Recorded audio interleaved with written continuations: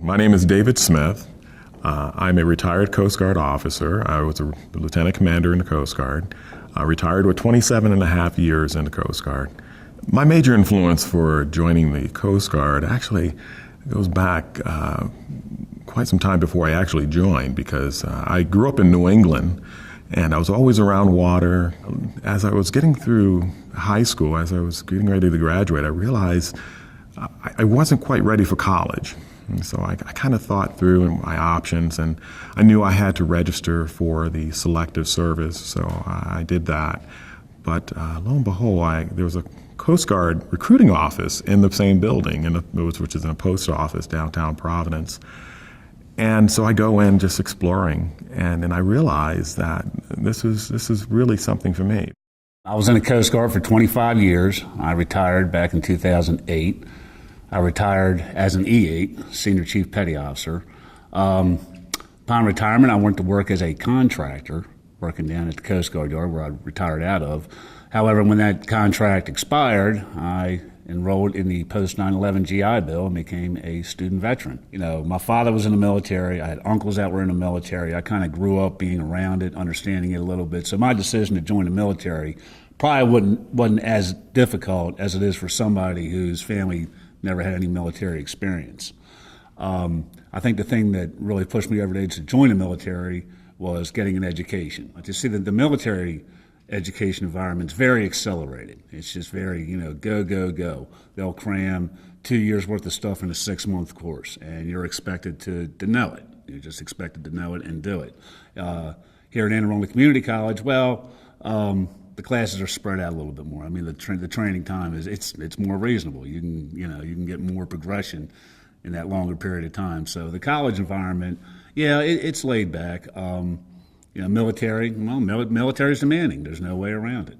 I'm doing something now that I probably should have done when I was in the military, and that's get my bachelor's degree.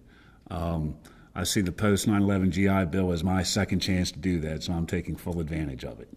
I come from a family of service members. My father was a Marine in World War II and the Korean War.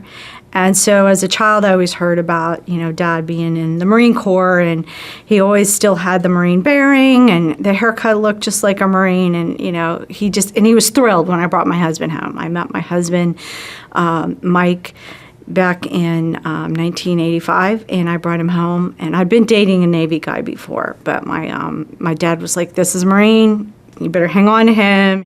My kids kind of grew up navigating. Whenever we were traveling or driving cross country, they had a map, and they would figure out, how long is it going to be? Here, you figure it out on the map. So they had like 100% on all their geography tests. We would always look at where Dad was deployed, overseas, and pinpoint that on the international maps. I ended up doing a lot of work with Fleet and Family Support Center. I ended up doing support for other military families and other family members and spouses, and I ended up being a director of a Fleet and Family Support Center in San Diego. One of my proudest, neatest jobs I ever had, because we worked with all the ships and the commands and the families and the service members, and I deployed. I actually went to Australia and rode an aircraft carrier for 2 weeks back, giving classes to the sailors and Marines on board about what it's going to be like when you get home and integrate back with your families, and planning, and just really trying to smooth that transition back to the family when you come home. So that was really cool. That was kind of like a highlight of anything I've ever done. There were a lot of different things that caused me to make a decision. It influenced me on why I would want to join the Army or join any branch in the military at the time. At the time, I really hadn't decided exactly on the Army. The background behind it was the fact is that I knew I would have been the 4th generation to have served in the military. I had grandfathers and great-grandfather and uncles that served in World War I. I had uncles and served in World War II. I had uncles and my father who served in the Korean War. I had cousins that served in the Vietnam War. And so for me to sit at the dinner table in a big Irish family at holidays, to be accepted as an adult male, this was known to me to be a rite of passage. I was going to have to do this at some time or another to be considered serious and a mature person. No one had served in the Army in my family. It was either the Navy or the Marine Corps, and a couple occasions the Coast Guard. And my father served in the Air Force. So I felt I wanted to do something different, and this was my chance. I was going to go and make something of myself. Well, I have a son that was in the Marines, and prior to him enlisting in the Marines, I really knew very little about what it was like both to be enlisted and also to be a military family member. So this experience was totally new to me. Certainly, I'm very proud of him. I had tried to dissuade him, as his father had, from enlisting. We really wanted to encourage, we had a different career path for our child, not that it was ours to choose, but we had hoped that even since he couldn't be desisted from the idea of enlisting in the military, we had hoped that he would go to college through a ROTC program, perhaps, and then end up as an officer. He never wanted that for himself. He wanted to be a Marine. He wanted to be in reconnaissance. He wanted to be on the ground, and he did not want to be responsible for other people, because he felt as an enlisted person he would not be. Well, little did we know that when you're a Marine or a soldier, if you have any service member, if you have the training and the expertise and the situation calls for it, it doesn't matter what your rank is, you become in charge. So I have a lot of pride about the decisions he made, and certainly have pride in my country, and I know someone has to serve these roles, but it was very, very hard to know. During their first deployment, they were shot at nonstop. I mean, there was no question. They had a huge mortality rate in their company, and people that he was very close with. During their first deployment, the one in 2009, they had not been there not even a few weeks, and they had rounded a building, and one of the people in his company had stepped on an improvised explosive device at the entrance, a doorway to a building, and was killed. Later on, within days, they were assigned to that building as a barracks, and every day they had to walk through that entryway, and there was still evidence of this person's death in that doorway. There was, the doorway had been damaged, and they could see that had happened. Meals were delivered irregularly. Everything was dropped by parachute. They were as far south as any American had ever been in Afghanistan. They were in the surge. They were surging. They had a high degree of injuries and lots of mortality, more than anybody would ever want to hear. And so it was just very, very frustrating to see my son come home and be very, very thin, and thinking that, my country should have done a better job taking care of my kid. On the other hand, I'm extremely proud of the service that he did and his belief in the need to fight for our freedom. I think that takes a special person with a special calling to do that. We did go to the memorial service for the 2009 deployment. That was very, very sad. And the service was so interesting. The families of the fallen were there. And they had also gotten beautiful sketches of each individual member. And we sat, in fact, in front of the chaplain's parents. And his mother, the chaplain's mother, cried the whole time. And most of us cried the whole time through this service. It was so moving. But the chaplain had carried with him a Betsy Ross flag to Afghanistan. And it had 13 stars on it. And so there were 13 directly to 8 people that passed. And he felt that the chaplain thought that he would be able to protect people. His prayer and his intervention would be enough. And he was crushed that he couldn't, it wasn't for him to make that decision, who came back and who didn't. The war in the headlines, the war in Iraq and the war in Afghanistan and all that, the ones that you see on CNN, well, there's a different war going on down in the Caribbean, the war on drugs, okay? And, the Coast Guard has a heavy presence down there. We had a thing one time where a go-fast drug smuggling boat was spotted, okay? And, so the alarms go off, and then, the units are all talking to each other through satellite communications and so forth. And then we were probably approximately 40 miles southwest of San Juan, Puerto Rico.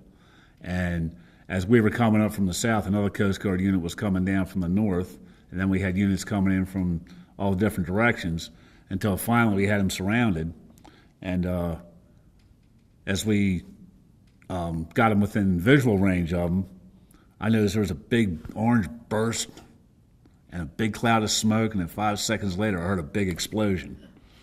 And it's like, he blew his boat up. So we come in, and then we came in.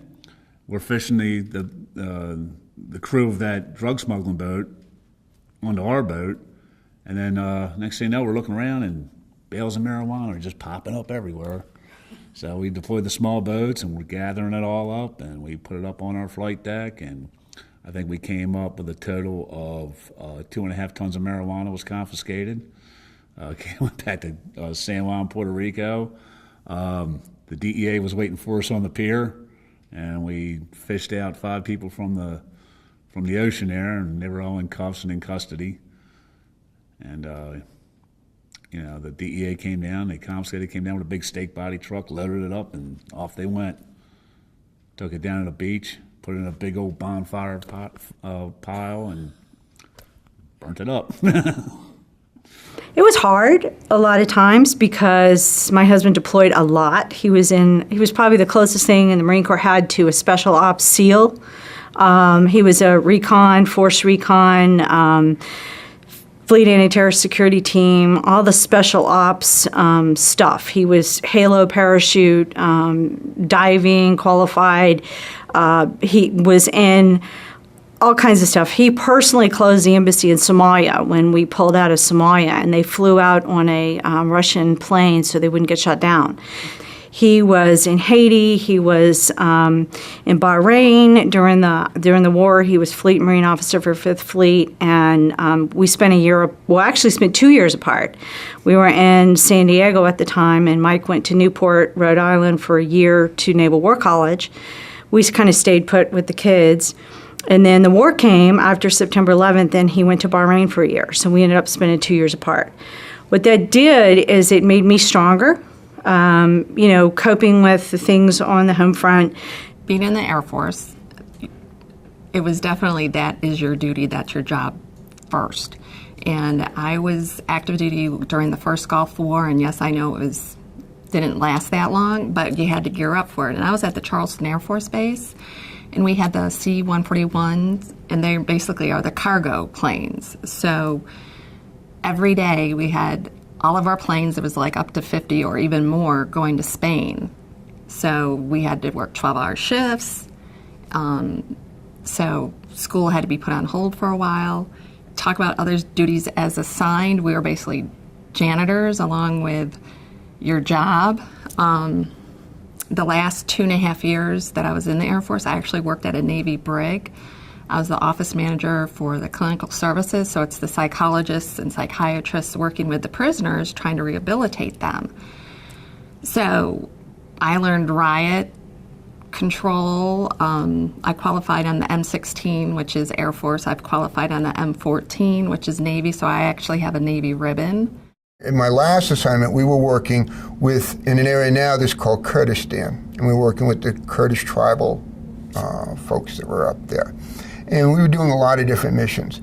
In any event, when the war's over, per se, intelligence came back that Saddam Hussein was going to wipe out all the villages that the Kurds were in because they fought against him.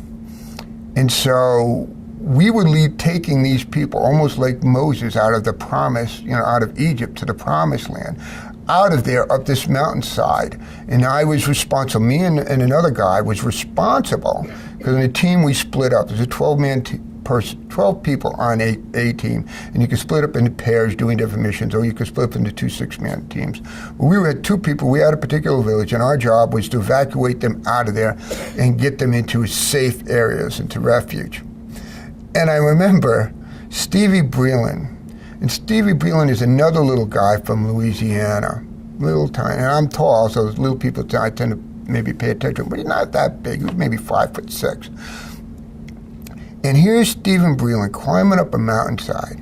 He has a baby in each arm and a little kid with his arms around his neck on his back.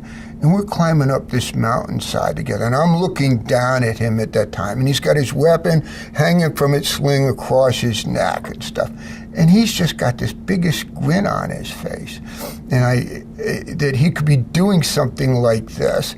This little guy was just remarkable to me.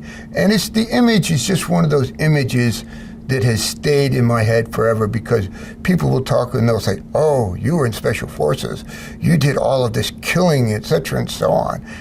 And whenever I hear them say that, I think of Stevie Breland and us carrying these people up mountainsides in northern Iraq. The one bad decision I made was I went to boot camp in the middle of winter, and it was in January of 1983. And it was the coldest winter. So boot camp was really an adjustment, because you spent a lot of time outside and in the very, the cold weather, but and they used that to really shape us up and train us. But one of the things I heard someone say recently, you'll never forget who your boot camp instructor was. And here I am 27 years later, and I can still say his name was BM1 Lewis, Bosun Mate First Class Lewis. I'll never forget him. And it was an interesting experience, because they of course they were trying to get everybody to conform to the mission and the Coast Guard structure, and so it was great. And what was really neat about it too, we had people from all over the country, and male, female, black, white, it didn't matter. We all had a central focus, and that was to get together, work together as a team, and get through boot camp. And so that was a neat experience for me, and I grew from that. You meet people from all walks of life, from different areas, different cultures, okay? In the military, you become more tolerant of different cultures. Not everybody has the same beliefs or value systems as you. So you have to recognize that. I mean, because you do have to coexist with these people. You are living in close quarters. You are doing things together. You do have to work together as a team, whether you like the individual or not. So you find that tolerance area to do that, and that's something that you need in order to function in the military. You learn to trust the person to your left and the person to your right. And unfortunately, as my wife has told me, this does not apply in the civilian world. And I had an opportunity to work with Army, Air Force, Navy, Marine Corps. And it was the first time I've actually had a chance to work with other services. And I began to realize how much we had in common, despite what our difference in our missions and everything, but really how much we had in common, that focus. And that became really evident when 9/11 occurred. I was stationed at Walter Reed, and that whole evolution, just really taught me a lot about the services and how, dedicated and committed these folks were to really, achieving that mission. I've learned a lot about the military ethos, which is their discipline and their ethic, and certainly with Marines, they carry that to a very high degree. So the commitment is really strong, even if the mission is tough. The core mission of the Coast Guard is, the value is their honor, devotion to duty, and respect. And that's shapes you, it has shaped a lot of the decisions that I've made throughout my life. Because you learn to respect one another, you learn to commit, you learn to, work hard as a team member, and that's been part of me. I've done that, in every area of my life. Whether you serve 3 years or 23 years, there's a lot that you take away from the experience, that you either realize that you're applying directly, or that you just do because it's become your part of your nature. It's hard to explain to people what you give up and the freedoms that they take for granted on a daily basis that they just don't think about. And it is a sacrifice. I mean, the people in the military, they don't think about the sacrifices they made on a daily basis. I mean, the people on the front line sure do with it when they're sleeping in a foxhole. But yeah, it's serious business. What we do impact people. We can't look at whether it be the Army, the Coast Guard, we're impacting lives at the end of the day. And so that mission, you have to take it seriously, and you have to be committed to it. And there is the devotion. We talk about honor, respect, and devotion to duty. That's the devotion. You're devoted to what you do, because at the end of the day, you're helping someone improve their lives.